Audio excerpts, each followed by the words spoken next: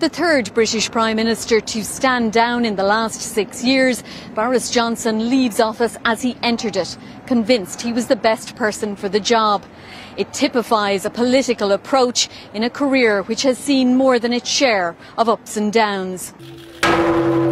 When asked as a child what he wanted to be when he grew up, Alexander Boris Johnson is said to have replied, "World King." He never hid his ambition through his education at Eton and then Oxford. When he started in journalism, he became well known for his Eurosceptic stories. His first foray into politics saw him demoted when he lied to his party leader about an extramarital affair. But he was soon back, serving 8 years as London mayor, where his propensity for publicity stunts often endeared him to the public. Go power, that's right. But it was Brexit which would become his political touchstone.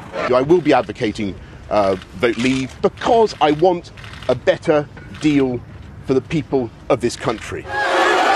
When the Leave campaign triumphed, he made an initial run as Tory leader, but then withdrew from the contest. When Theresa May's premiership failed, he was back with a promise to break years of political rancour and deadlock by getting Brexit done. Boris Johnson is elected as the leader of the Conservative and Unionist Party.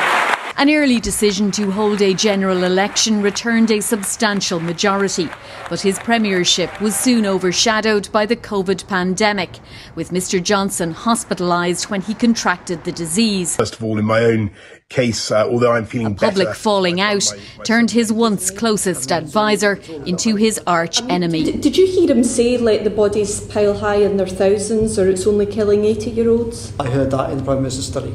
The crises became constant. Revelations about parties in Downing Street during COVID lockdowns brought a police fine and public anger. The questions about Mr Johnson's judgment and character piled up, with accusations that he had been less than truthful with the public, his MPs and his cabinet ministers.